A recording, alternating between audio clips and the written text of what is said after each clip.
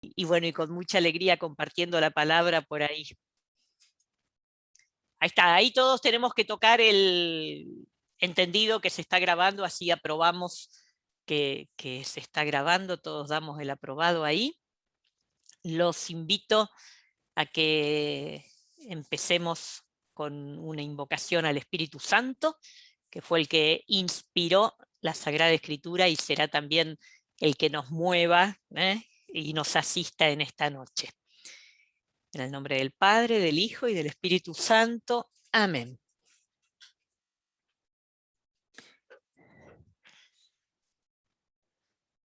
Espíritu de Dios, confiamos en tu asistencia, que ilumina nuestra mente y hace arder nuestro corazón en el contacto con la palabra.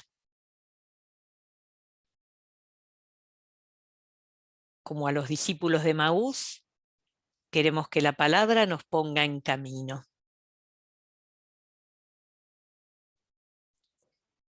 Como todos los que salieron a contar, a escribir y a reproducir, queremos vivir la palabra como buena noticia.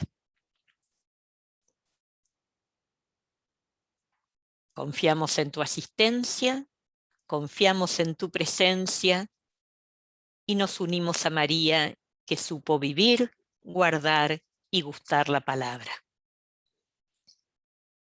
Dios te salve María, llena eres de gracia, el Señor es contigo, bendita tú eres entre todas las mujeres, y bendito es el fruto de tu vientre Jesús. Santa María, Madre de Dios, ruega por nosotros pecadores, ahora y en la hora de nuestra muerte. Amén.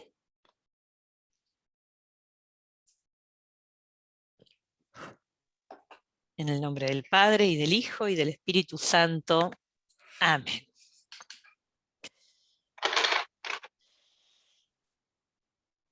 Bien, les voy a hacer una primera invitación. Ahora estamos todos con el micrófono silenciado, todos requete obedientes.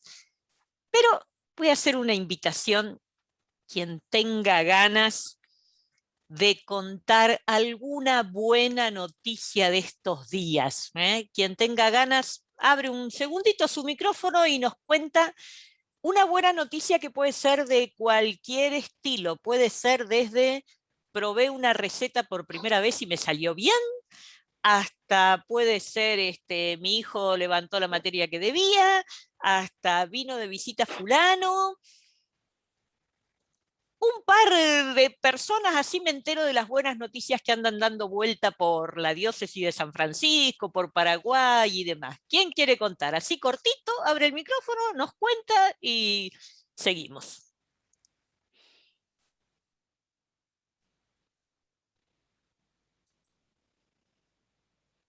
Dale, dale, dale. Mi nena nadó toda la pileta entera en el club. ¡Esa! ¡Bravo! Muy bien, gracias por compartirlo. Muy bien. ¿Alguna otra buena noticia? Me encantó esa. Bueno, yo el fin de semana fui a visitar... Te escuchamos muy bajito. Ponete más cerca del micrófono. Te escuchamos muy bajito. Un momentito, ¿no? ¿Así podrá ser? ¿Me escuchan? A ver, dale. El fin de semana fui a despedir a un sobrino en Córdoba que se va, emigra, se va del país, y me dio de regalo para que yo la cuide a Nuestra Señora, a ver si la puedo mostrar. Ahí está. Bien. Es un bien de familia y bueno, es la emoción y la alegría más grande que pude sentir, ¿no? Creo que es lo más grande que sentí después del nacimiento de mis hijos. Gracias por compartirlo. Muchas gracias. Muchas gracias. Ahí está. ¿Alguna otra buena noticia por ahí?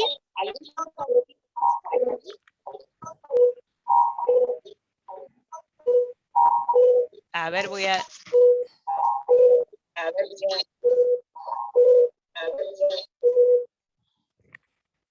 Ahí está. Algunos van poniendo sus buenas noticias en el chat, lo cual también está muy bueno. Ruth nos cuenta que la operación de su mamá salió bien, nos alegramos por eso. Karina cuenta que celebraron el Día de la Madre en familia, buenísimo también, buena noticia, buena noticia. ¿Alguna más? ¿Alguna buena noticia más? De Bueno, cualquier índole, ¿eh? Sí, dale, comparto una Gustavo. buena noticia. Esta mañana fui a pagar la luz y una señora había perdido el sobrecito donde tenía muchísimo dinero. Y el señor de la cooperativa le dice, mire, aquí me han alcanzado este sobre, pero la persona que lo encontró no quiere que diga quién es. Así que aquí tiene su dinero, lo ha encontrado y lo tiene de nuevo. Es una muy buena noticia en Argentina eso. Una muy buena noticia, muchas gracias por compartirla, muy buena noticia. Bueno, está re lindo empezar con estas buenas noticias porque así también nos vamos poniendo en comunión con las cosas buenas que pasan, ¿eh? Enterándonos también de las cosas buenas que pasan, alegrándonos unos con otros.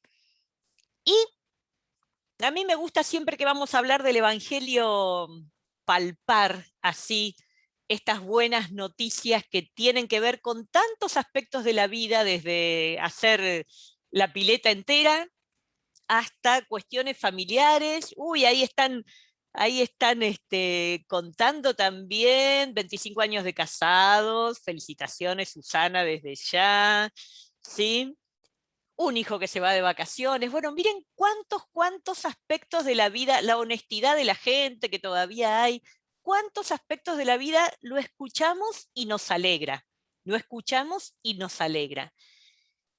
Y me gusta empezar con esto de la buena noticia para plantearnos un poco lo que pasa cuando leemos el Evangelio, porque podemos darnos cuenta fácilmente con estos poquitos ejemplos que compartimos que no es lo mismo una buena noticia que recibir alguna información. Nosotros pensemos hoy en día la cantidad de información que recibimos desde la temperatura ambiente, desde que prendemos la radio, hasta cuánto subió el dólar, hasta cantidad y cantidad y cantidad de información. Pero una buena noticia, que puede ser de los aspectos más diversos, desde la pileta hasta el aniversario de casados, de los aspectos más diversos, una buena noticia es buena cuando nos sentimos involucrados, cuando sentimos que esto que están contando, aunque sea un logro de otro, la señora que gracias a Dios no perdió su plata, la nena que tendrá la alegría de ir avanzando en su deporte, pero yo me siento involucrada, yo me siento feliz de que esto esté pasando. Bueno, desde acá, desde esto que es percibir que una buena noticia no es solamente escuchar información, no es solamente recibir datos, desde acá me gusta que tengamos la primera puntita del ovillo para entrar en este maravilloso mundo de la Biblia que es todo buena noticia, todo una buena noticia, y más específicamente para nosotros como creyentes, sabemos que en los evangelios tenemos el corazón de la Biblia. Y aquellas personas que contaron, que escribieron, que lo reprodujeron, tenían como intención bien clara esto, tenían como intención bien clara involucrarnos, movernos, decir algo que sea significativo para nuestra vida. Alguno que mira de afuera me dirá, ¿y a vos qué te importa que una nena en San Francisco cruzó toda la pileta o que queda una persona honesta que devuelve la plata? Sí, a mí me importa. Quiere decir que hay vida. Quiere decir que ahí hay vida. Bueno, algo de esto es lo que está sosteniendo todo el sentido de la Biblia toda y de los evangelios en particular. Entonces, desde acá vamos a empezar. Como todos nosotros, es así. Todos nosotros conocemos mucho mejor el Nuevo Testamento que el Antiguo, ¿no? Díganme, todos conocemos mejor el Nuevo. Todos me hacen con la cabeza que sí, todos conocemos mejor el Nuevo. Entonces, vamos a empezar con el Nuevo y vamos a empezar a rastrear este sentido de los textos y de lo que nos quieren transmitir. Les propongo, yo ya no me acuerdo si en el aviso decía que había que tener el Evangelio a mano. ¿Pusimos ese detalle que había que tener el Evangelio a mano? Bueno, capaz que nos olvidamos de ponerlo, no importa. Karina hace que sí, que ella está con el Evangelio cerca. Bueno, los que tengan el Evangelio cerca, busquen el Evangelio de Marcos. El Evangelio de Marcos, capítulo 1, versículo 1. Vamos a arrancar ahí, con el Evangelio de Marcos. Capítulo 1, versículo 1. Y le pido a un par de personas que tengan ahí el Evangelio cerca, si me muestran la tapa de su Biblia, porque así voy a elegir a quién le pido que lea. Estela es una, Mirta tiene otra edición que es distinta, me vino bien, y Marilí tiene otra que es distinta. Mirta, Marilí y Estela, ¿se animan a abrir su micrófono y leernos el versículo 1? ¿Sí? Perfecto. ¿Empiezo? Dale, empezá, Mirta. ¿Cómo Ajá. dice el versículo 1 de Marcos? Marcos 1:1. Dice, principio del Evangelio de Jesucristo, Hijo de Dios, conforme está escrito en Ahí nomás, el uno solo. el 1, sí, tenés razón. El uno solo. Léelo otra vez, por favor. Léelo otra vez. Principio del Evangelio de Jesucristo, Hijo de Dios. Perfecto. Tan cortito como dijiste no puede ser. Seguiste leyendo. Tan cortito es el versículo 1, ¿eh? Tan cortito. Dale, Estela, a ver tu Biblia, ¿cómo dice? Comienzo de la buena noticia de Jesús, Mesías, Hijo de Dios. Ahí va. ¿Y Marilí, el tuyo, cómo dice? Igual al último, comienzo de la buena noticia de Jesús, Mesías, Hijo de Dios. Bien. Bueno, vamos a quedarnos nomás ahí con el versículo 1. Yo voy a, durante la charla, yo voy a hacer algunas aclaraciones que algunos de ustedes me dirán, pero esto yo ya lo re que te sé. Pero bueno, yo igual todas las aclaraciones las hago porque siempre habrá alguien que es la primera vez que lo escucha. En este momento, para esto que nos interesa encontrar en los evangelios, no vamos a ir leyendo los títulos. Vieron que las Biblias nos van poniendo títulos que van separando en partes, ¿sí? Esos títulos los han puesto los editores modernos para ayudarnos a nosotros a ubicarnos mejor. Pero los textos antiguos no tenían estos títulos, ¿sí? Escribían y si uno quería saber, a ver, más o menos dónde termina una parte, dónde empieza otra, como no estaba dividido en capítulos ni tenía títulos, había que prestar mucha atención, o cuando otro te leía, prestar mucha atención para ir descubriendo las partes. Este versículo 1, que viene genial que Mirta pasó de largo y siguió al 2, viene bárbaro, Mirta, porque nos hizo darnos cuenta a todos que, mirá vos, encima ni siquiera es una oración entera. Ni siquiera dice no, ni siquiera es una oración entera. Este es el título que Marcos le pensó a su obra. Esto cortito es el título que Marcos le pensó a su obra. ¿Y por qué me gusta empezar por Marcos? La gente que estudió mucho más que nosotros dice que probablemente sea Marcos el primero que escribió. Probablemente de los 4 evangelistas sea Marcos el primero que escribió, con las cosas que fue escuchando, con los testimonios. También es el más cortito, por eso a mí me gusta usarlo cuando doy evangelios, porque es el más cortito, entonces uno enseguida encuentra todos los temas. Pero además, este título que le pone Marcos es como que ya quedaba reflejada ahí toda la intención de lo que él escribió y de lo que escribieron después también. Recién cuando leímos, alguno entonces habrá tenido que decía comienzo de la buena noticia, puede ser que otra Biblia dijera comienzo de la buena nueva, o puede ser que alguna otra Biblia diga directamente comienzo del Evangelio. Por casualidad, alguno su Biblia dice comienzo del Evangelio, alguna traducción que por ahí diga directamente. Bueno, bien, ahí está. Bien, gracias. Puede ser que empiece directamente así. ¿Y esto por qué? A ver, ahora vamos a hacer una pequeña clase de griego. Una pequeña clase de griego. Vamos ahí. Epa,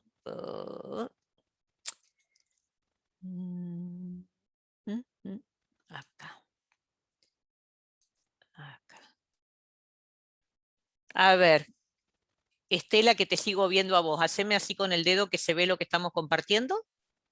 Perfecto, muy bien. Se ve perfecto.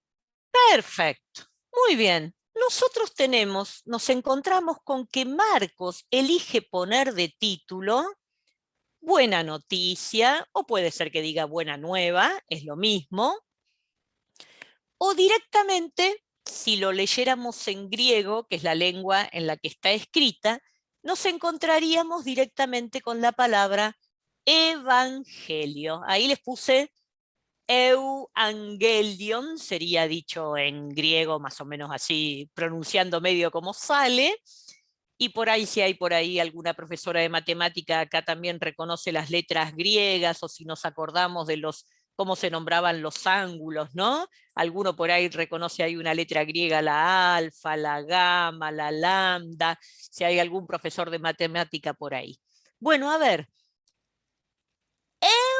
Angelio, eu es bueno, bueno, y angelion es de anuncio, de mensaje. El buen anuncio, el buen mensaje, la buena noticia. Volvemos a lo que estábamos compartiendo recién. Desde sus inicios, y es más, aún antes de ser escritos, cuando todavía se predicaban en forma oral, aún antes de ser escritos, cuando se predicaban en forma oral, estos pequeños libritos, porque en definitiva son pequeños libritos, nunca se llamaron biografía de Jesús, vida y hechos de Jesús, anecdotario de Jesús, pensamiento y aforismo de Jesús. No, desde siempre se llamaron buena noticia. Es decir, quien está escribiendo, quien está transmitiendo, me da información, me cuenta hechos, me transcribe enseñanzas de Jesús, pero tiene una intención, y una intención que me involucra a mí. Te lo cuento porque es bueno para vos. Es más, en ciertos ambientes hasta podían decir, te lo cuento porque es la noticia que estabas esperando. Por eso es buena, porque va a tener repercusiones buenas para tu vida. A tal punto, este sentido fue lo que primó, este sentido fue lo más importante en la transmisión, que terminó siendo el nombre de estos libros, y por eso Marcos lo pone acá a modo de título. Lo que les voy a contar es buena noticia, no son puros datos, no es pura información. Como esas propagandas que dicen, ¿esto te va a cambiar la vida? Bueno, sí. Por eso la otra condición que tiene quien escribe o quien transmite el Evangelio es que puede ser testigo de que esto previamente le ha pasado a él. Esto es bueno para mí, yo me alegré cuando lo escuché, por eso te lo cuento. A mí me trajo buenas consecuencias, por eso te lo cuento. ¿Y de qué se trata este buen mensaje, este buen anuncio, o con esta traducción que solemos usar, buena noticia? ¿Noticia de qué? Acá viene lo otro que va a decir Marcos, que acá también podemos tener una distinta expresión en las Biblias, porque puede ser que la Biblia diga de Jesús, Mesías, Hijo de Dios, o puede ser que la Biblia de ustedes diga de Jesús, Cristo, o hasta puede ser que diga el Cristo, porque hay Biblias que ponen el Cristo, Hijo de Dios. A ver, ¿por qué esto sería algo bueno para contar? Hijo de Dios que es un título que en el Antiguo Testamento aparece, y aparece sobre todo para aquellos que siguen los caminos de Dios, ¿no? En Jesús va a tener ya una referencia a su divinidad, a una relación especial con el Padre, pero yo por hoy, quiero quedarme en este otro título que se le da a Jesús y constituye buena noticia. Como digo, según la traducción que ustedes tengan, puede ser que diga Jesús Mesías o puede ser que diga Jesús Cristo. Ocurre que estas palabras significan exactamente lo mismo, exactamente lo mismo. Mesías es la palabra en hebreo y traducida al griego se dice Cristo, es exactamente la misma palabra.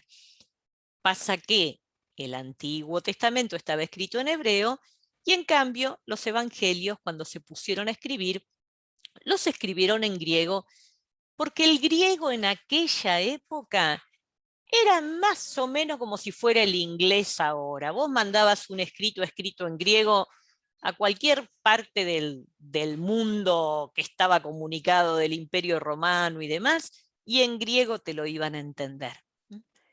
La palabra Mesías en hebreo, Cristo en griego, significa ungido en castellano. Y acá hay un aspecto de la buena noticia que para aquellas primeras generaciones de hombres y mujeres que creyeron en Jesús fue muy importante. La primerísima generación cristiana, los que conocieron a Jesús personalmente y los que estuvieron más inmediatamente cercanos, eran todas personas de origen judío. Jesús recorrió todo su país, un poquito anduvo ahí en la frontera con Tiro y Sidón, con algunos extranjeros. Los samaritanos, que bueno, ellos sí se consideraban Israel, pero los otros no los consideraban Israel. Pero estamos siempre moviéndonos entre personas que ya habían tenido la revelación de Dios y leían lo que nosotros llamamos Antiguo Testamento y tenían las profecías y por montones de sucesos históricos tenían distintas expectativas, tenían distintas expectativas en cuanto a esto de que por fin viniera un ungido de Dios. Esas expectativas eran distintas, sabemos que algunos esperaban uno que fuera un rey poderoso, otros lo esperaban más con rasgos de profeta, en fin, eran distintas expectativas, pero esperaban esto. Entonces, para aquella gente que esperaba esto, era buena noticia poder decir que en Jesús esa promesa estaba cumplida. Por supuesto que después después de Jesús, después con los evangelios escritos, cuando empezaron a viajar, a moverse en otros ambientes de gente que no tenía el Antiguo Testamento, bueno, tuvieron que ir buscando cómo explicitar, cómo darle sentido a esta palabra Mesías. Pero en las primeras formulaciones de la buena noticia, encontramos que el modo de hablar de Jesús es el modo que viene cargado de las categorías, del lenguaje, del pensamiento del Antiguo Testamento. Por eso el título que pone Marcos. Buena noticia acerca de Jesús, y este Jesús, para quienes lo seguimos, es ese Mesías esperado, ese ungido, o, dicho en griego, el Cristo. El Cristo. Entonces, todo esto nos está encerrando Marcos en el versículo 1. Todo esto nos está encerrando Marcos en el versículo 1. Vamos a avanzar un poquito más. Vamos a avanzar un poquito más con este sentido de los textos. Otro evangelista que escribió un poquitito después que Marcos, se supone que Marcos escribió, pónganle más o menos año 65 después de Cristo, ¿sí? Más o menos, ¿no? Año 65 después de Cristo. Lucas se supone que escribió un poquito después, quizás 10 años después, entre el 75, el 80, por ahí, unos años después. Lucas también nos da muy buenas pistas de para qué escribe y cuál es el sentido de lo que escribe. Entonces, ahora dejamos Marcos y vamos al siguiente evangelista, que es Lucas, que también al comienzo nos cuenta algo interesante. También al comienzo nos cuenta algo interesante. ¿Quién quisiera abrir su micrófono y leer Lucas 1 del 1 al 4?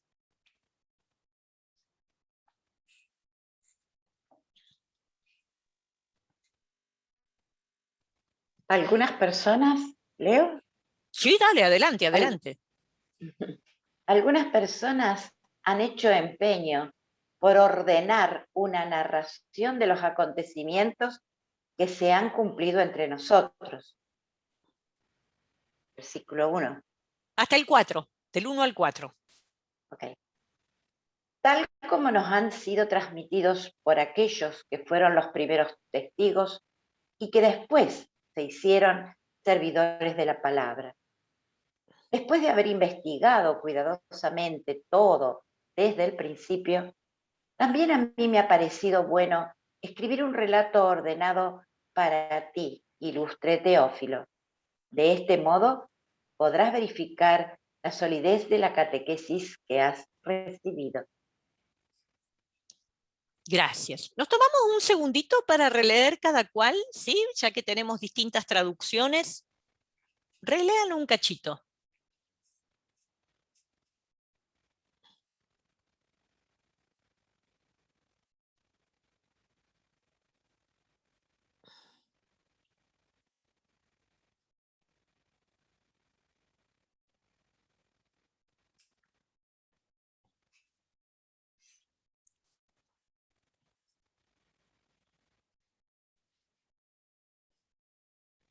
En el caso de Lucas, vamos a empezar por el final.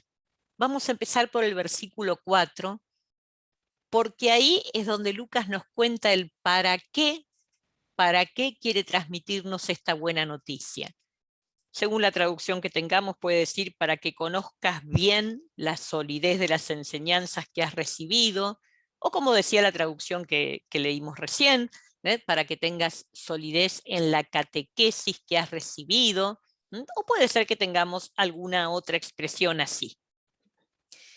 Fíjense que esta dedicatoria de Lucas entonces ya nos está indicando que el libro está aportando algo más, fundamentando con algo más la vida de una persona creyente, porque Lucas le habla de lo que él ya recibió antes, ¿sí?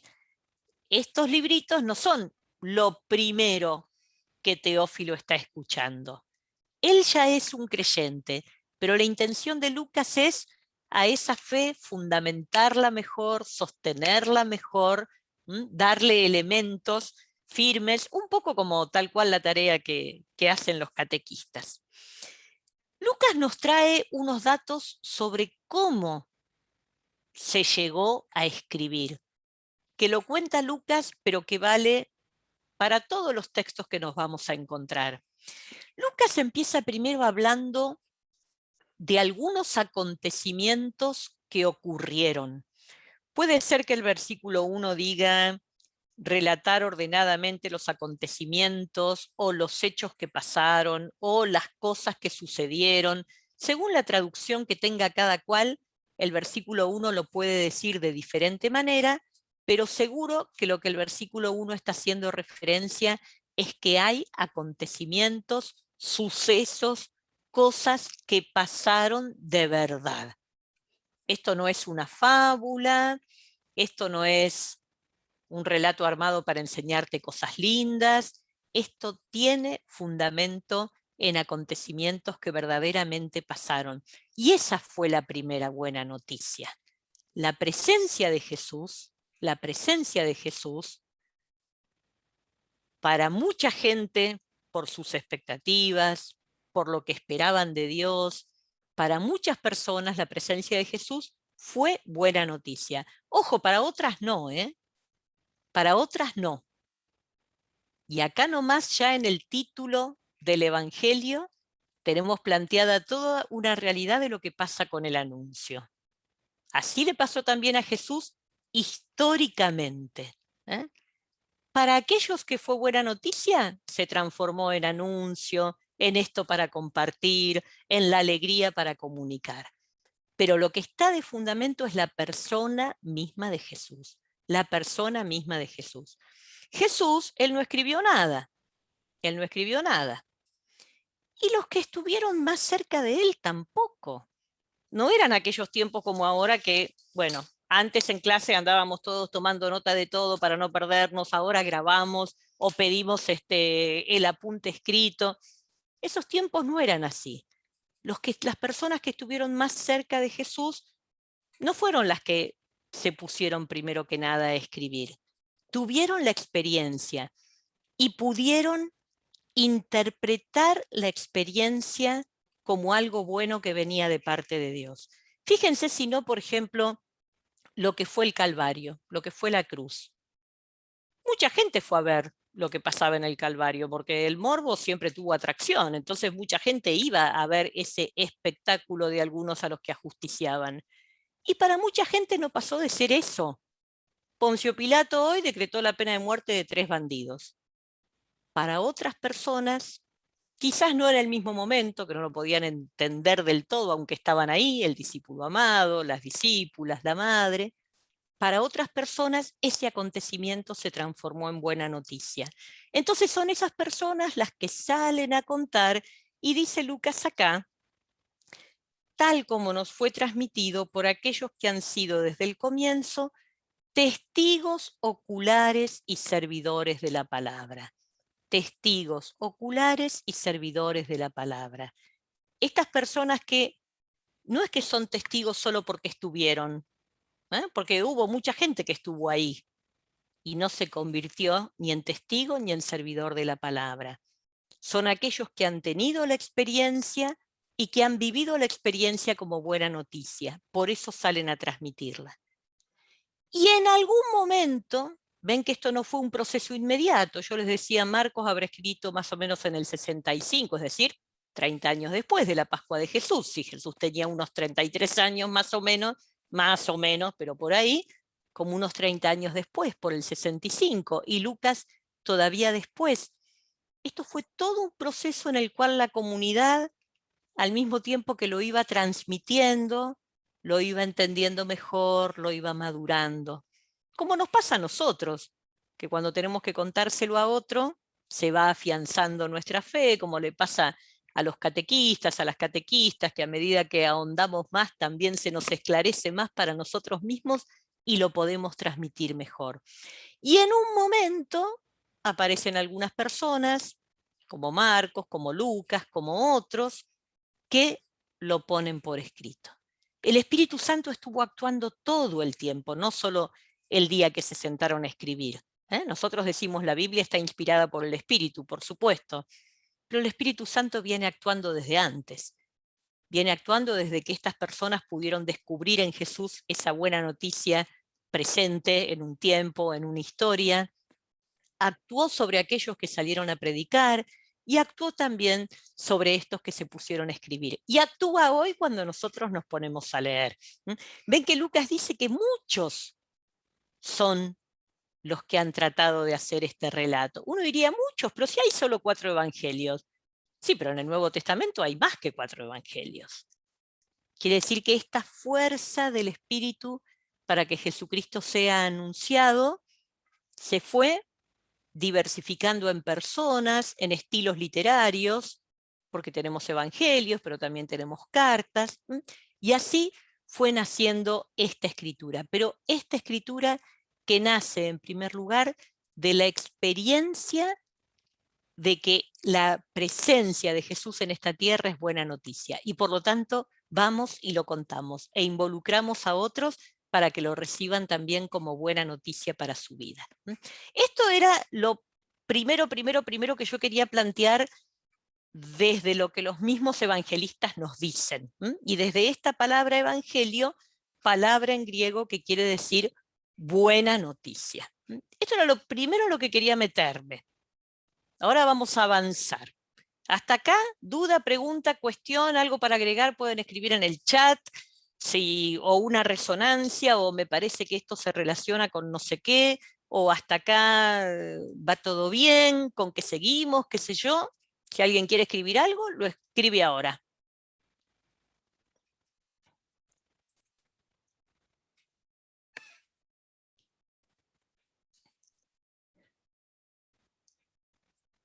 Bueno, entonces avanzamos. Ahora les pido que vayan a otra parte de su Biblia. Ahora les pido que busquen el índice. Busquen el índice de la Biblia. En la parte del Nuevo Testamento. Vamos a mirar un poquito esto que dice Lucas, que muchos intentaron, a ver quiénes son los muchos y qué escribieron estos muchos. Así que vamos al índice de la Biblia.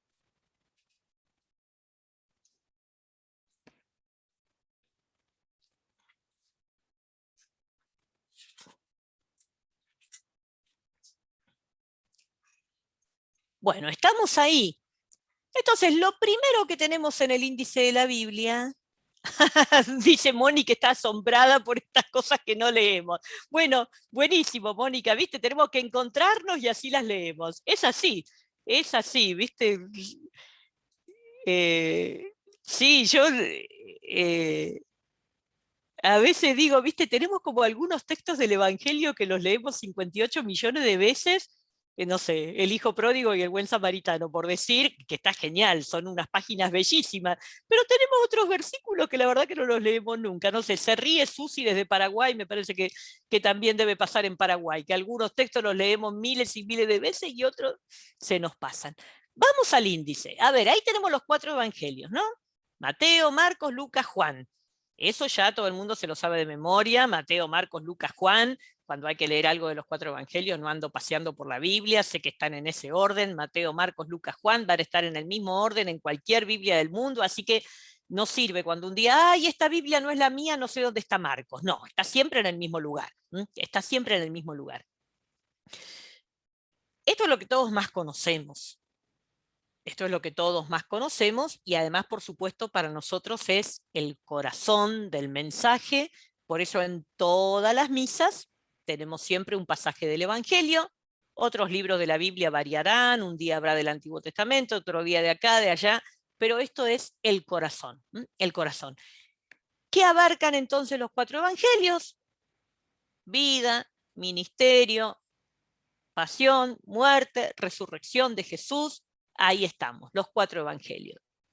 ¿Por qué 4? Por esto que dice Lucas. Fueron varios los que quisieron contar. También hay que ver que la iglesia se fue expandiendo, entonces algún evangelista escribió más en un estilo que podían entender los judíos que creyeron en Jesús, otro evangelista escribió más en el ambiente romano, en fin, esa riqueza de la diversidad del espíritu. Esa parte, hasta ahí vamos bien. Hasta ahí yo estoy segura que todos tenemos idea. Ahora, si yo quisiera tomar examen y digo, bueno, a ver, libro que está pegado a los 4 evangelios, que se llama Hechos de los Apóstoles. Y si quisiera tomar examen y digo, a ver, alguno, cuénteme algo de qué habla el libro de los Hechos de los Apóstoles. Cuéntenme algo y por qué está ahí. ¿Y quién lo escribió? ¿Y por qué quedó pegado a los evangelios? Bueno, por suerte no estamos tomando examen, la hora de profesorado ya la tuve más temprano, acá estamos para compartir la palabra. Pero acá nos vamos a meter en esto de toda la riqueza que tenemos en el Nuevo Testamento. Porque si recién Mónica dijo, uy, estos versículos no los leemos nunca, creo que uno de los, una de las grandes riquezas que tenemos como iglesia, insisto, por supuesto que los evangelios son el corazón, es conocer, pero mirá, esta buena noticia además está expresada con otros lenguajes, con otros estilos, por otros autores, y me permite conocer un montón de cómo quienes nos precedieron y formaron aquellas primeras comunidades, cómo fueron reafirmando su fe en Jesús y compartiéndola. Pegado a los 4 evangelios, nosotros tenemos el libro de los Hechos de los Apóstoles. Si nosotros nos ubicamos que la Pascua de Jesús, su muerte y resurrección, pongámosle medio redondo año 33, después los historiadores discuten que no fue justo, que Jesús no tenía justo 33 años, eso otro día, no hay problema. Pongámosle que año 33 la Pascua de Jesús. El libro de los Hechos de los Apóstoles abarca la vida de la comunidad cristiana hasta el año 62. O sea, el libro de los Hechos de los Apóstoles me mete en los primeros 30 años de vida de la comunidad cristiana. Con el libro de los Hechos de los Apóstoles vamos ahí a tocar los inicios de nuestra fe. Hay pasajes que todos sabemos que están en el libro de los Hechos de los Apóstoles. Por ejemplo, todos sabemos que está Pentecostés, ¿sí? Está contado ahí. Todos conocemos también ese pasaje, nadie llamaba suyos a sus bienes, todos ponían todo en común, ¿sí? Bien. Pero el libro de los Hechos de los Apóstoles también me trae de estos aspectos de la vida comunitaria, de cómo compartían el pan en las mesas, de cómo salieron los primeros evangelizadores a llevar la buena noticia, de cómo empezaron los viajes de Pedro, de Pablo, de Silas, de Timoteo.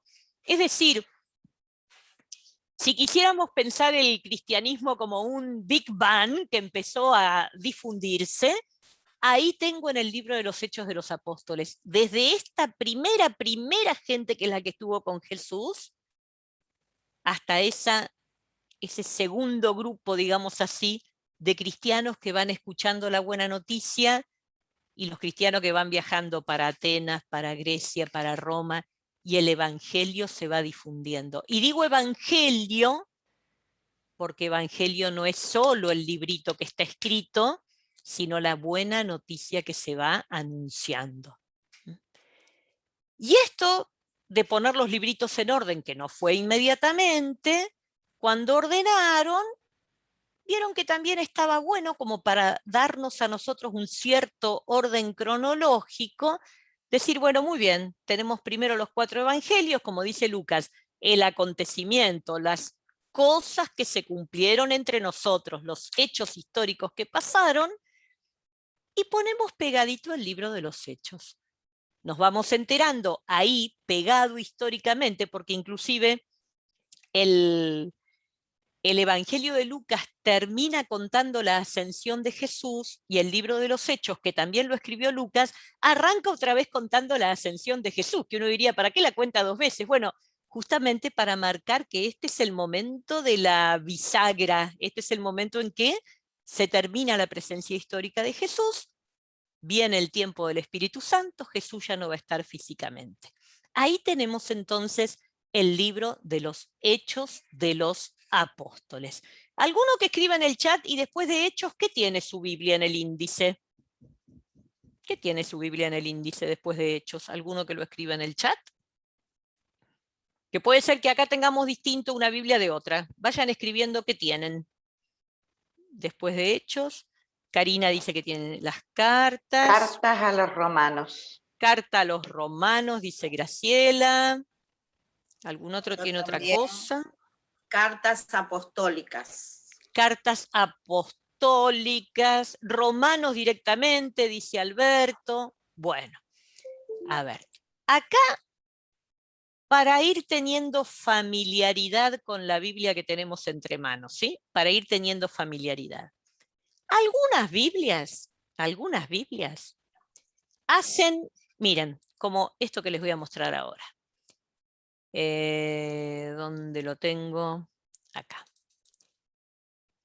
Algunas Biblias hacen esto. A ver, ahí está. A ver, ¿se ve, Estela, los libritos parados en la biblioteca? Se ven, muy bien. Algunas Biblias dicen, como en realidad todo lo que tenemos en el Nuevo Testamento no es algo que se escribió todo junto. No es algo que se escribió todo junto. Cada autor fue escribiendo, ¿sí? Algunas Biblias, y eso lo pueden ver ustedes en su índice, no te hacen ninguna separación. Mateo, Marcos, Lucas, Juan, Hechos, Romanos, Corintios, y te pone todos así uno abajo de otro. Otras Biblias dicen no. A ver, organicemos un poquito todos estos escritos nacidos a partir de la experiencia de Jesús. Ordenémoslos un poco, porque en definitiva son libros. Uno diría, bueno, una carta no es un libro, bueno, pero por el uso que después le dieron las comunidades fue leerlos, meditarlos, rezar con ellos, como hacemos nosotros con un libro. Entonces algunas Biblias sí te ordenan. Algunas Biblias te ponen el título Evangelio, o como decían ustedes recién, te ponen el título Cartas. Lo que está bueno, y por eso yo quería que miráramos el índice, es que tengamos este acercamiento a ver cuál es esta riqueza que tenemos acá. Porque hablamos, los 4 evangelios, Mateo, Marcos, Lucas, Juan, perfecto. El libro de digamos pegadito. Y podemos poner en un estante las cartas, y es más, ven que acá está en 2 estantes distintos. Ahora, seguro que todos, después del libro de los Hechos, puede ser que el título diga cartas, puede ser que no haya ningún título, pero todos después del libro de los Hechos van a tener la carta a los romanos. Capaz que tienen el título, cartas apostólicas, o el título, cartas, pero todos van a tener la carta a los romanos. ¿Sí? Bien. ¿Eso por qué? Miren, también nos vamos ubicando en tiempo, Todos escuchamos hablar de San Pablo, que fue un gran evangelizador. San Pablo, con su equipo misionero, con Silas, con Timoteo, con Bernabé, viajaba. Él quería que la buena noticia se conociera rápido, Se quedaba en los lugares, el tiempo que había que quedarse, pero una vez que estaba formada, sólida la comunidad, él seguía viajando. Y como no tenía WhatsApp ni Zoom, se mantenía en contacto con las comunidades a través de las cartas. Pero cuando yo leo las cartas de Pablo o las escucho leer en misa, que los domingos las cartas van de segunda lectura y bueno, a veces no da el tiempo de la misa para comentar todo y salen perdiendo, porque es la realidad, salen perdiendo las cartas porque obviamente le damos prioridad al Evangelio. Cuando yo las leo o las escucho leer, otra vez tengo que ubicarme en que estoy tocando los inicios de la fe cristiana. El tiempo en el que Pablo viajó y escribió son también esos primeros años. Hasta el año 64, que vino la persecución de Nerón, y ahí mueren Pedro y Pablo. O sea que cuando leo estas cartas, también estoy poniéndome en sintonía con los primeros hombres y mujeres que creyeron en Jesús. Y Pablo escribía a comunidades que tenían las mismas dudas y los mismos problemas que nosotros. Las mismas dudas, ¿y cómo va a ser la resurrección de los muertos? Y se me murió un ser querido, y estará con Dios, no estará. Y los mismos problemas que nosotros. ¿Qué es más importante? ¿La catequista que predica? ¿El cura que pastorea? De todo eso hablan las cartas de Pablo. Hablan de vida de las comunidades, de cómo la buena noticia se encarna. Por eso tenemos esas cartas como Sagrada Escritura. Son testimonio, lo voy a decir de esta manera, de los primeros experimentos, lo digo así, por encarnar el Evangelio, por hacer realidad la propuesta de Jesús. Y son comunidades donde vemos que a veces le salía más o menos bien y a veces le salía más o menos mal. Y Pablo, como un buen pastor que era, también de lo que le salía mal, aprovechaba para ir enseñando. Entonces, cuando yo veo el orden del Nuevo Testamento, veo cómo tengo aquí también el testimonio para llegar a esa buena noticia. Después tenemos la carta a los Hebreos. Búsquenla en su índice, la carta a los Hebreos, que suele estar después de varias cartas de Pablo. Tenemos la carta a los Hebreos. Esa carta siempre se pone pegadita a las cartas de Pablo, por más que hoy en día ya sabemos que no fue Pablo el que la escribió, no fue Pablo el que la escribió, no sabemos el nombre de la persona que la escribió. Se llama así carta a los hebreos son los judíos. Y es una carta que conocemos bastante poco, ¿y saben por qué es lógico que la conozcamos bastante poco? Porque es una carta escrita para cristianos de origen judío, el nombre lo dice, a los hebreos, son hebreos que creyeron en Jesús. Entonces la carta está llena de citas del Antiguo Testamento, de indicaciones de cosas que se hacían en el templo de Jerusalén, de detalles de cómo eran los sacrificios, que es una carta que hay que ponerse a estudiar un poco de Antiguo Testamento para pescarle algo. Así que es una carta que mucho no nos metemos, pero que por supuesto tiene toda su riqueza también, ¿no? Toda su riqueza también. Ahí nos queda después un grupito que algunas Biblias lo ponen en estante aparte, algunas Biblias lo ponen en un estante aparte, después de Hebreos, Santiago, Pedro, Judas, Juan, o puede ser que estén en otro orden, puede ser que estén en otro orden. Cuéntenme algunos si después de Hebreos la Biblia les pone un título para separar el último grupito de cartas. ¿Alguna Biblia le pone un título? Carta Cartas de católicas, Santiago, dice Maricel. carta de Ahí Pedro, está, carta de Pedro, cartas carta de Judas. católicas. Muchas gracias a todos los que contestaron. ¿Y por qué se También a llaman la cartas? mía. Bien. Como dije antes, algunas Biblias ponen uno abajo de otro y no ponen título, no se hagan problema. Otros de los que armaron son más ordenaditos y quieren separar en grupos. Cartas católicas. ¿Qué? Católicas que las demás que son protestantes, no son católicas. ¿Por qué se llaman católicas? Acá seguimos con las palabras en griego. Hoy ya las sabíamos de antes, o por ahí las sabíamos y no nos acordábamos, pero incorporamos que la palabra evangelio en griego quiere decir buena noticia. La palabra católico en griego quiere decir universal. Universal. ¿Y por qué le pusieron el nombre de universales a estas cartas? Miren lo que ocurre. Cuando yo veo las cartas que escribió Pablo, todas tienen un destinatario concreto. Carta a los corintios, a los efesios, a los filipenses, o a personas concretas, a Timoteo, a Tito. En cambio, estas cartas, ¿cómo están nombradas? Estas cartas están nombradas por el remitente. Carta de Santiago, de Judas, de Juan. ¿Para quién? Universal. Universal. O sea que inclusive en esto de decir, en el Nuevo Testamento tenemos cartas. Sí, también tenemos cartas que son distintas en cuanto a cómo fueron pensadas. Pablo escribe a esas comunidades concretas y, como decimos, a esas comunidades concretas les pasaban las cosas que nos pasan a nosotros. Estas otras cartas tienen otro estilo. Es más, muchos autores piensan y analizan y dicen, uy, mira, las cartas de Juan tienen más la forma de una homilía, van desarrollando un pensamiento. ¿Por qué las pusieron ahí? ¿Por qué las pusieron ahí? Ahí entramos en otra etapa de la vida de las comunidades interesantísima. Antes decíamos que con el libro de los Hechos y las cartas de Pablo llegamos más o menos hasta el año 60 y pico, ¿sí? Este último grupo de cartas son más tardías, son escritas entre el año 80 y el año 100. ¿Qué le pasó en el medio a la comunidad cristiana?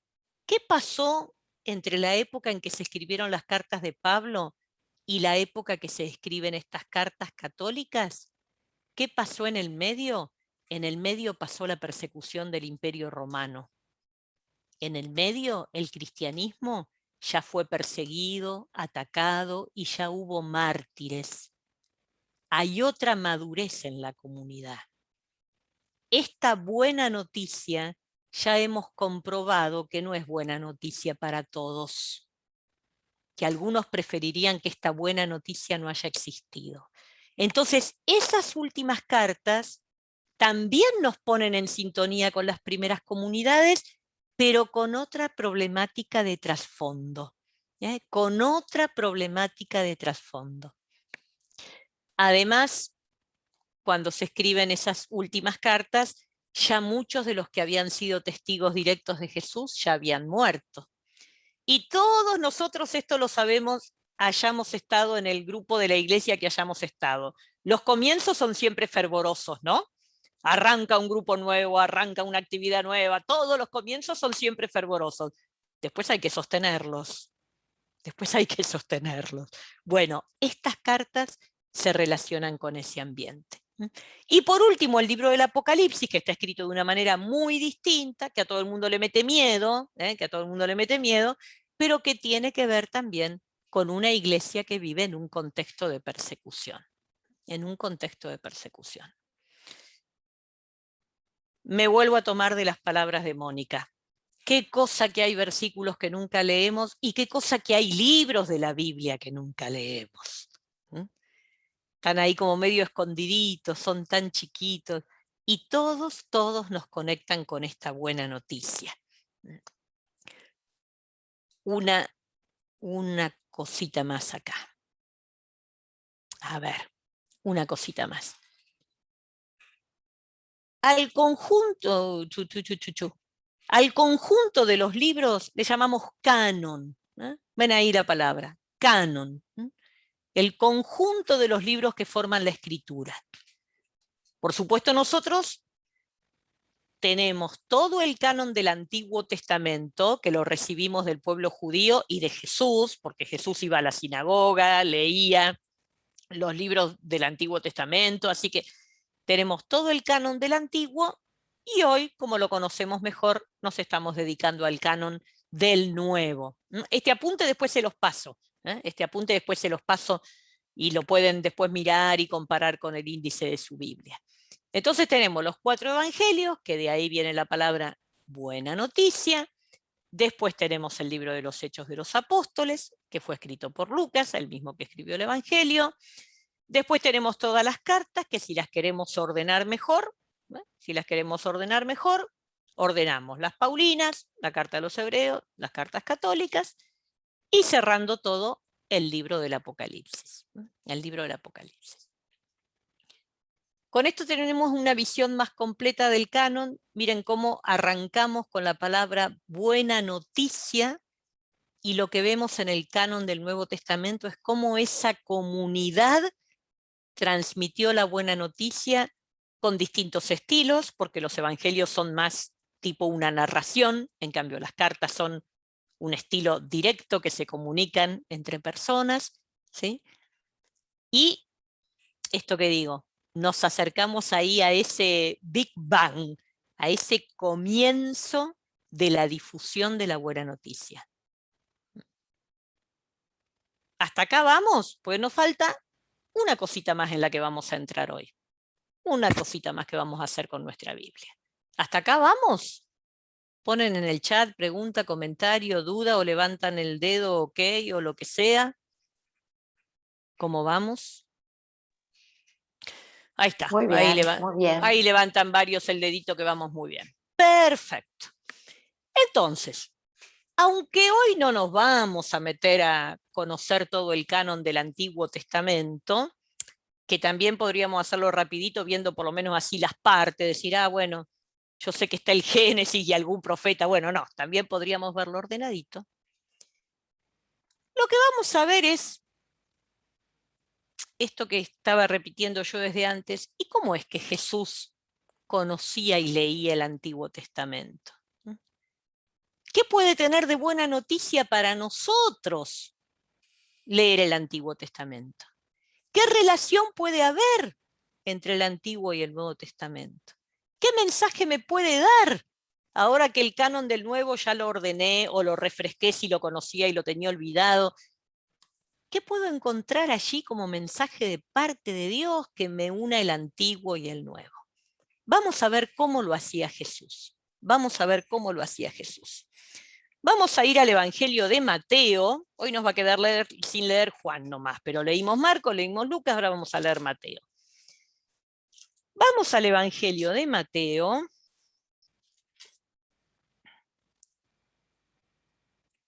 Capítulo 9, versículo 9.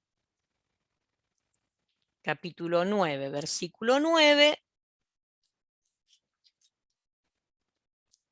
Y vamos a leer hasta el 13 inclusive. Mateo 9, desde el 9 hasta el 13 inclusive. Bueno, Estela, ¿lo tenés ahí? ¿Querés leer? Yo porque me quedó Estela acá en el cuadradito al lado mío, entonces como que si la tuviera ahí en el primer banco, ¿viste? Para decirle, a ver, por favor, lee. Bueno, ¿me escuchan? Desactivé bien. Perfecto. Jesús subió a la barca, atravesó el lago y regresó a su ciudad. Entonces... No, 9. Ah, Mateo, perdón. Sí, sí, 9, sí, perdón. Me 9. parecía que lo había visto distinto 9. antes. Ay. Al irse de allí, Jesús vio a un hombre llamado Mateo, que estaba sentado a la mesa de recaudación de impuestos, y le dijo, sígueme. Él se levantó y lo siguió. Mientras Jesús estaba comiendo en la casa, acudieron muchos publicanos y pecadores, y se sentaron a comer con él y sus discípulos. Al ver esto, los fariseos dijeron a los discípulos, ¿por qué su maestro come con publicanos y pecadores? Jesús, que había oído, respondió, no son los sanos los que tienen necesidad del médico, sino los enfermos. Vayan y aprendan qué significa. Yo quiero misericordia y no sacrificios, porque yo no he venido a llamar a los justos, sino a los pecadores. Muchas gracias. Bueno, ahí tenemos el llamado a Mateo, un recaudador de impuestos, como en todas las sociedades, no sé si acá hay alguien que trabaja para la FIP o lo que sea, pero en todas las sociedades los inspectores de impositiva tienen mala fama, ¿no? En todas las sociedades tienen mala fama, que se los puede... Ahí veo a alguno que se sonríe. Es así, es así. En todas las sociedades tienen mala fama, que son coimeros, que se acomodan. Imagínense en tiempo de Jesús que encima trabajaban directamente para el Imperio Romano, la gente buena y decente no los podía ver ni en figurita. Y Jesús, en vez de ir a comer con la gente buena y decente, se fue a comer con un recaudador. Por esto lo cuestionan. Jesús responde con esta conocida máxima, no son sentencia, no son los sanos los que tienen necesidad del médico, sino los enfermos.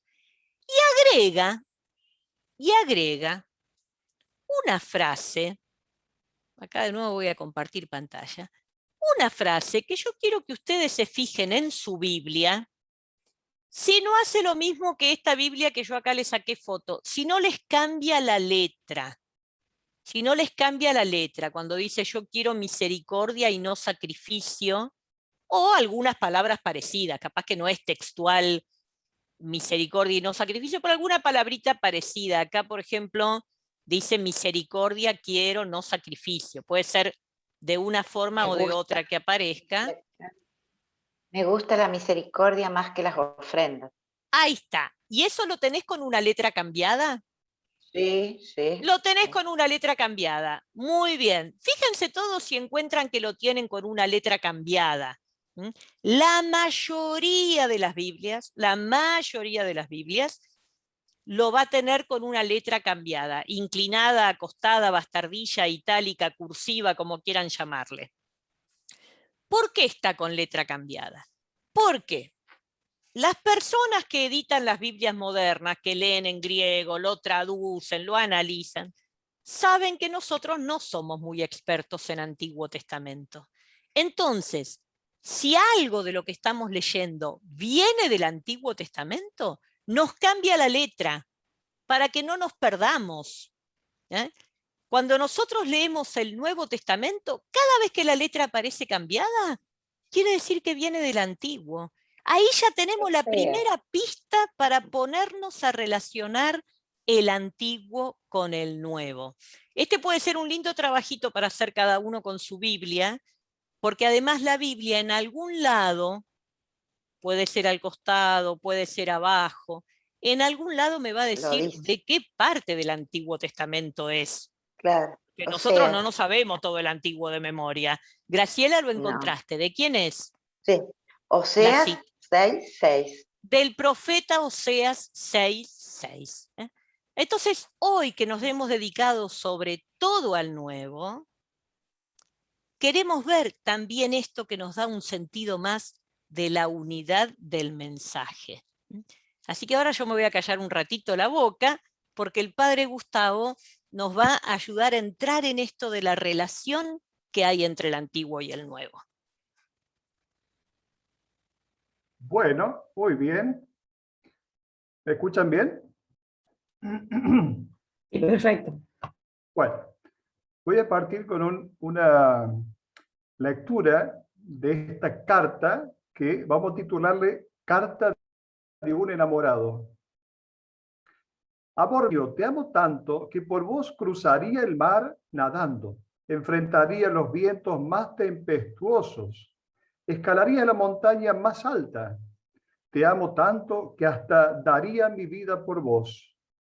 Firma tu amor. Postdata. Mañana te iré a visitar, si no llueve. ¿Entendido?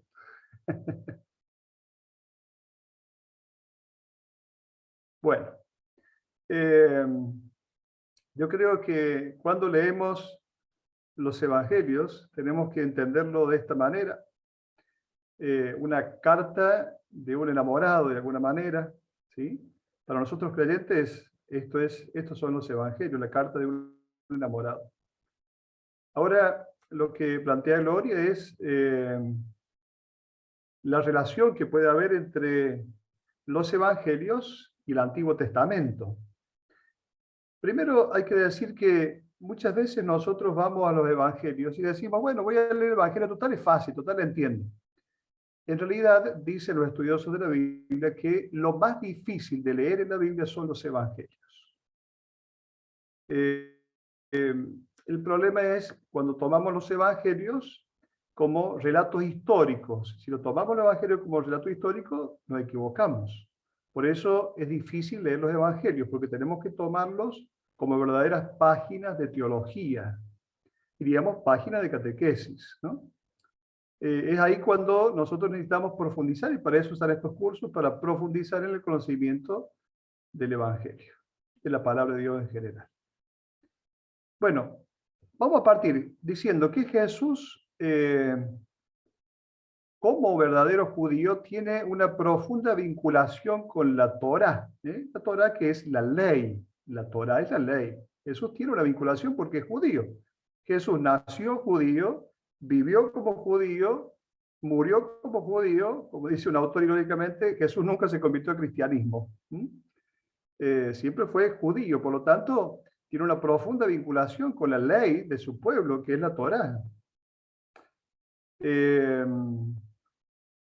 En esto tenemos que, cuando encontramos en los evangelios elementos del Antiguo Testamento, tenemos que distinguir lo que pueda ser, que diríamos pensable, que haya salido de la boca del Jesús histórico, lo que pueda ser parte de la redacción del escritor del Evangelio, o que pueda venir simplemente de las comunidades.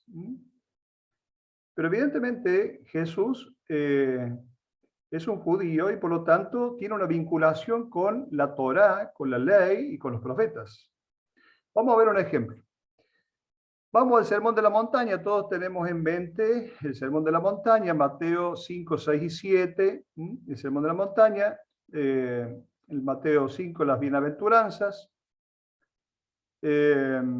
Jesús argumenta desde la ley, no en oposición al judaísmo, sino al interno del judaísmo, con las así llamadas antítesis. ¿Se acuerdan aquellos textos del Evangelio? Ustedes han oído que se dijo, y a veces la traducción dice, pero ahora yo les digo, ustedes han oído que se dijo, pero ahora yo les digo, ustedes han oído que se dijo ojo por ojo, diente por diente, pero ahora yo les digo. Bueno, entonces, estos capítulos son 5, yo tengo poquito tiempo, así que no vamos a leer todo esto, simplemente lo nombro, capítulos 5, 6, 7 de Mateo. donde Jesús en las bienaventuranzas hace una perfecta referencia al Antiguo Testamento. De por sí ya el evangelista quiere presentar a Jesús como un nuevo Moisés, que lo sube al monte, discurso del monte también se llama, de la montaña, pero es el monte teológico, no es el monte físico. El monte, ya sabemos que en el Antiguo Testamento significa el lugar del encuentro con Dios, el lugar donde el hombre puede asimilar los pensamientos de Dios, ¿no? Por eso lo pone a Jesús en el monte, el escritor del Evangelio. Bueno, este discurso de las bienaventuranzas, que San Agustín dice que es la síntesis del Evangelio, es una verdadera joya del judaísmo. Expresa una inmensa sabiduría rabínica. Por lo tanto, aquí vemos una continuidad entre el Antiguo Testamento y el Nuevo Testamento, diríamos, y Jesús al menos, el Antiguo Testamento y Jesús. Una continuidad expresada, entonces, aquí en este discurso de la montaña. Un biblista dice una expresión muy importante, ¿no? Dice, no hay ninguna frase del discurso del monte, de parte de Jesús, que no pueda ser encontrada en algún texto rabínico. Lo cual está expresando, como digo, esa continuidad entre el judaísmo y Jesús. Jesús no vino a renegar lo que el Espíritu Santo ya había sugerido, iluminando a los sabios rabinos, llegando a entender muchos aspectos ya de esta nueva justicia que Jesús viene a presentar. Yo entiendo esta cosa siempre con una imagen que es la imagen de la fruta que va madurando en la planta y que después cae, ¿sí? La fruta que va madurando, el proceso de maduración, podríamos decir que es el Antiguo Testamento. La fruta que cae, el momento de la caída de la fruta depende del proceso de maduración, ¿sí? Es un hecho totalmente diverso, pero al mismo tiempo depende del proceso de maduración, ¿sí? De muchas maneras habló Dios a nuestros antepasados, finalmente nos ha hablado por Jesucristo, ¿no es cierto? O sea, hay un proceso de maduración. Finalmente, Jesús. Por eso hay una suerte de continuidad y discontinuidad al mismo tiempo. Pero aquí queremos marcar este tema de la continuidad. Entonces, Jesús vino a llevar a plenitud el Antiguo Testamento, ¿sí? Recordemos estas así llamadas, mal llamadas las antítesis. Ustedes han oído que se dijo, pero yo les digo, digo, ¿por qué están mal llamadas antítesis? Porque no es que sean propuestas opuestas de Jesús, sino que Jesús continúa. Por eso la traducción griega más acertada no es pero yo les digo, sino ahora yo les digo, ¿sí? O sea, se venía diciendo esto, que yo no lo borro, como si Jesús dijera, yo eso no lo borro, no lo anulo, solo que ahora yo les digo esto. De hecho, la palabra Torah viene de Yara, que significa una flecha que indica una dirección. La dirección de plenitud es Jesús, Él marca la plenitud, pero se venía ya preparando. Por eso me gusta decir esta expresión, lo que está latente en el Antiguo Testamento, luego se hace patente en Jesús de Nazaret. O dicho de otra manera, lo que estaba de modo germinal en el Antiguo Testamento, florece con la venida de Jesús, ¿no? Por eso el discurso del monte, podríamos decir que es la síntesis de lo mejor que hay en el pensamiento judío. Bueno, no sé si tengo 2 minutitos más, Gloria, o no, o ya estaríamos.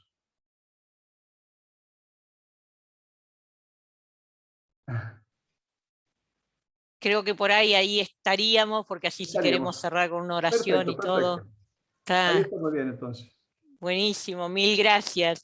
Y bueno, y en la línea de esto que decís, este pasaje que leíamos recién de Jesús comiendo con los pecadores, ¿qué trae Jesús para fundamentar por qué está haciendo lo que está haciendo? Una frase de un profeta, o sea, tal como decía recién Gustavo, esta continuidad. Ya los profetas dijeron que está primero la misericordia, ¿no? Y esta gente que se decía tan experta en Biblia, los escribas y todo, no querían aplicar nada de misericordia. Y bueno, Jesús, trayendo esas palabras del Antiguo Testamento y actualizándolas, también nos presenta ahí la buena noticia de un Dios que quiere que estemos todos sentados a la mesa. Así que, pero algunos preferirían echar a otros del banquete.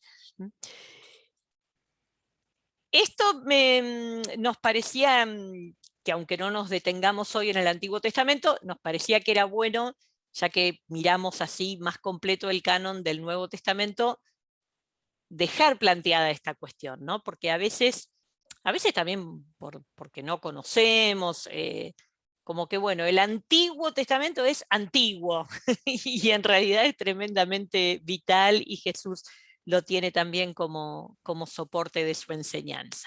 Bueno, para no pasarnos de las 10 de la noche, yo simplemente quiero retomar dos cositas. Quiero retomar lo de Lucas a modo de oración también. Y después, o por ahí, a ver, no sé, bueno, y después les voy a copiar acá en el chat, para el que quiera copiárselo ya directamente, un videíto, pero muy cortito, que lo pueden mirar cuando quieran, de 7 minutos, que yo tengo en mi Facebook sobre esto mismo que hablamos hoy. Y después, no sé, José, Ruth, así yo les puedo pasar el apunte, se los paso a ustedes y ustedes después ven el apunte, cómo se va a distribuir. O lo puedo adjuntar acá en el chat también. ¿Se pueden adjuntar apuntes acá? Parece que sí. Sí, dice que se puede. Sí, con la hojita. Gracias, Karina.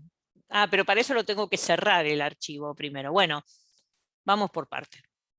Vamos a hacer así, porque el archivo, para mandarlo primero lo tengo que cerrar, e igual se lo voy a mandar a José para que lo distribuyan. Vamos a hacer así. Hacemos una pequeñita oración con el mismo texto de Lucas, y después, mientras yo hago eso de los archivos, los mando por acá, y también lo manda José, así que el que no sepa copiar de acá del chat, no se haga problema, que después les va a llegar igual.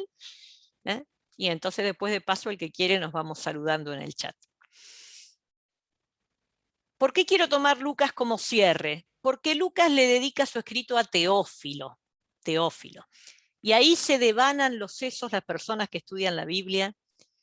¿Será que existió de verdad uno que se llamó Teófilo y que entonces Lucas le dedicó el Evangelio? Era costumbre dedicarle los libros a alguien que tuviera un poco de platita, porque después hay que copiarlo, y no era como hoy que mandás a la imprenta, hace fotocopia y enseguida tenés un montón de ejemplares.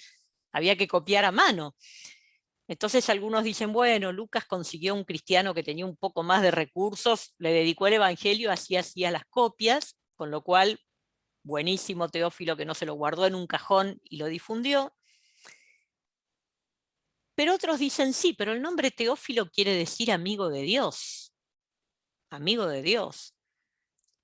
Así que andás a ver si es que existió ese Teófilo de verdad, o si Lucas no nos conocía a nosotros, pero ya estaba pensando en nosotros. Porque Teófilo, Dios, capaz que Lucas ya estaba pensando en todos los amigos y amigas de Dios que vendrían a lo largo de los años. Así que, para cerrar, los invito a que escuchemos cómo Lucas nos dedica a todos nosotros la buena noticia.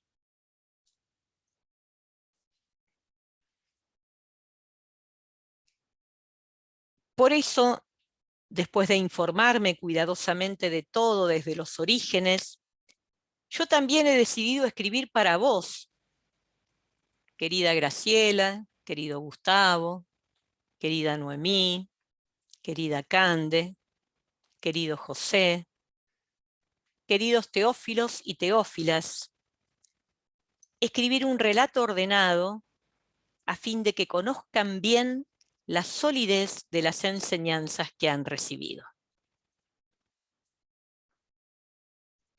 Gloria al Padre, y al Hijo, y al Espíritu Santo, como era en el principio, ahora y siempre, y por los siglos de los siglos. Amén. Amén. Y que nos bendiga Dios en esta noche. Y muchas gracias a todos por la participación y por la paciencia y en este horario que mirá que hay que estar, a las 10 de la noche. Así que 1.000.000 de gracias y les digo, esperen un cachito que no quiero hacer lío y no quiero... Esperen un segundo. ¿Por qué no puedo? Soy muy torpe todavía. A ver, ahora si quieren abren los micrófonos y nos saludamos y todo lo que quieran, mientras yo estoy intentando, quiero mandarles el PowerPoint por acá, pero se ve que estoy haciendo algo mal porque no puedo. Así que se los mandaré después. Gloria, Algo estoy haciendo mal, sí. no te preocupes porque igual tenemos, sí. tenemos los contactos de todos los asistentes. Ahí lo cerré. Ahí lo bien. cerré, mirá, ¿viste? Eran las palabras mágicas. Había que decir no me sale para que me saliera. Ahí está, igual tienen todos los contactos, pero mira, ya que estoy acá, bueno, con libertad ahora el que quiere abre el micrófono porque ya estamos ahí. Y Gloria. Y estos archivos se llaman Buena Noticia. Buena Noticia. Ahí ahí ya fue el PowerPoint. Y ahora vamos al archivo que tiene el canon. Buena Noticia. Ahí va el canon, se envió correctamente. Y acá va un videíto de esto mismo del canon del Nuevo Testamento, un videíto que está ahí en mi Facebook, y de paso ahí les queda también mi Facebook para cualquier comunicación. Muchas gracias a la diócesis, gracias a cada uno, a cada una.